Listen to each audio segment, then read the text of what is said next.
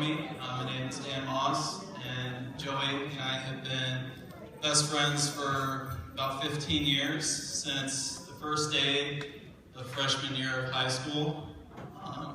I was a new kid in town, didn't know anybody, and the first day of gym, Moss and Mullick were pretty close in the alphabet, so they had us sitting alphabetically, and all of a sudden, this kid just starts talking to me like he's known me for 15 years. And we just struck up a conversation. He was my first friend in Saline, and we've been best of friends ever since. So, kind of fast forwarding a little bit, Joey moved to Chicago after college, and I was still living in Metro Detroit, but I heard that he was seeing a girl. I said, oh, this is big news. So Joey came to visit at my house, and we talked a little bit about it. And you know, Joey tries to be nonchalant and all cool, but I could tell that he was excited about it. And I was excited to come to Chicago. About a month later, I was coming for a weekend to stay with Joey, and I was excited to meet Bosby.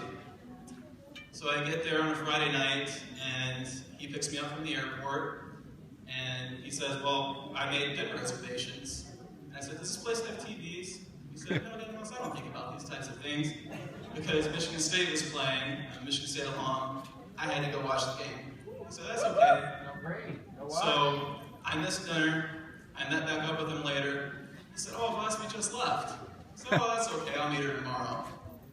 So the next day comes, I'm with Joey for a little while, and then I had actually gotten tickets to the game, so I left. I meet up with him later that day. He said, oh, Bosby came right after you left, and she just left right before you came in. And the next day, he's taking me to the airport. Didn't see Bosby the whole weekend, and I turned to him and I said, Joey, is Bosby a real person? We had a good laugh about it. Of course, I knew that she was. And then about a month later, my wife Shawn and I were able to come to Chicago again, passing through on the way to Milwaukee, and we stayed with Joey for a night. We ran into Bosby within minutes of coming in the door. And as soon as I met her, she was very down to earth, struck up conversations with myself and my wife like we had known her for 15 years. And I knew that this was going to be a perfect match. And ever since then, I know it has. So I'm very, very happy for the both of you. I wish you nothing but adventure, happiness, lovely children. Hopefully our children can be friends someday, just like we've been best of friends.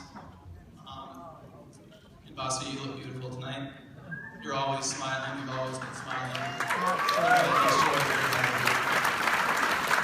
And for those that don't know, Joey was the best man at my wedding a few years ago, and he gave a speech, and he ended on a May quote, which is one of our favorite bands, so I thought that I would return the favor. And this is kind of the thought of you guys first met, and now that you're married, falling more and more in love every day.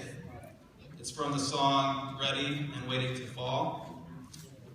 You could feel something different for the first time. Heaven made sense, and all the words rhymed. There's no chance you're stopping now. You're taking it all. Now you're caught in the air. It's a good glide. Pass it up, wouldn't dare. What a wild ride. Remember being so ready and waiting to fall, just like you did tonight. And with that, I'll ask everybody to raise their glass and toast to Joey and Bosby. Great speech. One more time, ladies and gentlemen, make some noise for our best man.